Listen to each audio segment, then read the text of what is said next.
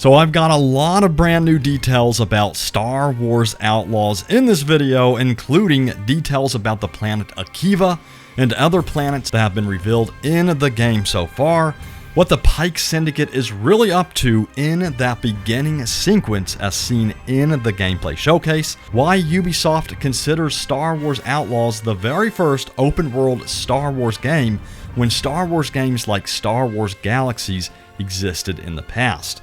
And then we're going to talk about how you can do more with your speeder bike than just traveling from point A to point B within the environments. And why is Outlaws so different from past Massive Entertainment games like The Division, and why is it single player only? We hear straight from the developers on that. But first, we have to talk about just how successful the reveal was for Star Wars Outlaws at both the Xbox Game Showcase and Ubisoft Forward. Benji Cells on Twitter posted this and said, "These are the most watched trailers from the Xbox Showcase on YouTube." And of course, these are initial numbers, but as you can see, Star Wars Outlaws completely blew away the competition. And, again, I'm not hating on the competition here at all. I'm really looking forward to all of these games here.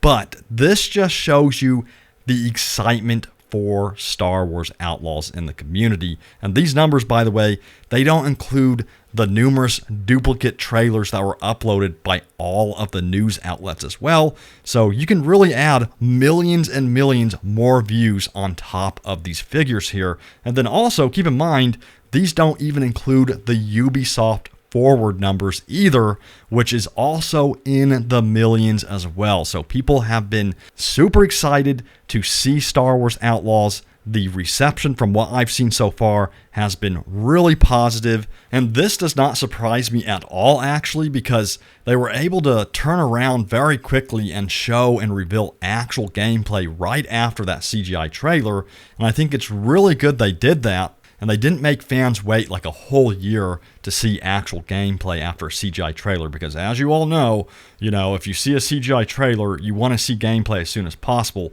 and they really delivered. And you probably also noticed that planet Akiva at the end of the gameplay showcase. And this planet first appeared in the book Aftermath. And I want to talk about this planet because it sounds very interesting indeed. And Outlaws is actually set in a time when Akiva was still under Imperial control, of course, prior to the Battle of Endor, and way back during the Clone Wars, this planet was a separatist-controlled planet that eventually succumbed to the Imperial rule once the Clone Wars ended. Now, if you want to know what you can expect on the planet's surface, well, let me just tell you, you're in for quite the surprise. Akiva is considered a very hot and muggy planet that is widely known for its strong thunderstorms and frequent downpours, and on the surface they even experienced flash floods there, and the cities were equipped with storm ladders so that the people could climb to the top of buildings quickly in case of a flash flood.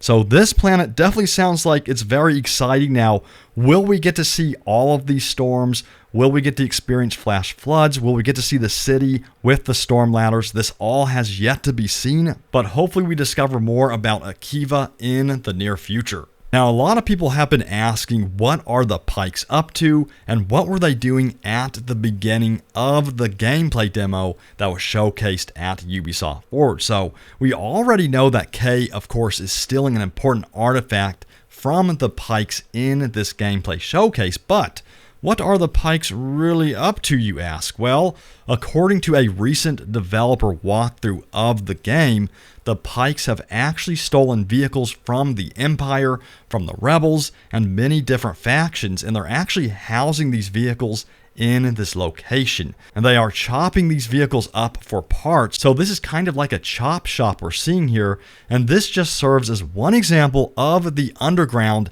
and illegal activity that Kay will find herself mixed in. And I'm really wondering if her character actually loves this kind of stuff, and if she's going to have missions where she takes advantage of these chop shops to steal some of the parts and goods there to upgrade her speeder bike. And the real question is, will she be able to take her upgraded speeder bike and then participate in races around Torsora and the different planets. I do believe that this will indeed be the case because I think she's going to use it more than just for traversing from like point A to point B, because the developers have confirmed that you will be able to drift with your speeder bike and perform stunts.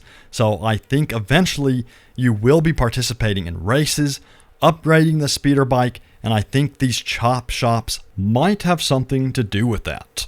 Now, one of the quotes that went around the interwebs for the past couple of days was Ubisoft's claim that this is the very first open world Star Wars game. Now, Eurogamer did an interview with narrative director Navid Kavari and game director Matthias Carlson, and this is what they had to say. So this is what the article says. It says, curiously, Ubisoft has pitched Outlaws as the first open world Star Wars game, despite EA's open world Star Wars Jedi Survivor arriving just the other month. Now, I'm going to interject in here real quick and say that Star Wars Jedi Survivor wasn't a full-blown open world game. Yes, it did have these massive areas that you could explore, but was it truly open world? It's kind of more semi-open world, if you will. And don't get me wrong, I absolutely love Star Wars Jedi Survivor. I'm not running that down, but it's kind of more like a semi-open world. Now, with that in mind, this is what the narrative director had to say to Eurogamer.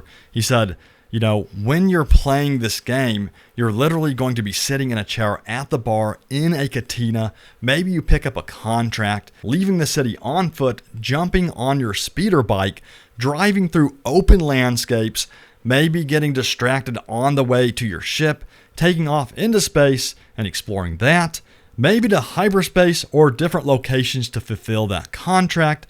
That's what makes it so unique, not just as a Star Wars game, but as an open world experience, end quote. So I think that really drove the point home there, that this game is truly open world and you are going to be able to go to anywhere at any time whenever you want to. So that includes all the planets, all the different locations on the planets. It includes space flight, space stations in space as well. So this game is going to be absolutely spectacular and massive from what I'm hearing here. And now when you compare it to Star Wars Galaxies, by the way, which is the MMORPG of the past, well, you know, it's an interesting comparison because Star Wars Galaxies, technically, it's a totally different game. It's an MMORPG, and this is a single-player open-world game. So I think they're more talking about a single-player experience that's open-world. Also, there was this interesting interview with creative director Julian Garrity and Gamertag Radio, and Gamertag Radio asked why the change from the Division gameplay mechanics. Because as you know, Massive Entertainment, of course, developed the Division games, which I love, and Julian Garrity responded to this and said, I can only speak for myself, but I really wanted to stretch some other muscles as a developer, see whether we can do an open world action adventure game, see whether we can do really compelling narrative for a single player game. So just stretching different muscles as a video game developer. Sometimes you just need to add a few more quivers to your bow. End quote. And that was really well said. And it really shows that Ubisoft Massive is willing to go beyond their comfort zone and try something totally new and different. And a narrative single-player Star Wars game is not an easy task at all. And let me tell you, I personally think that they did a fantastic job with their initial gameplay showcase. They showed tons of gameplay, and I think the initial audience reaction to it has been super positive overall.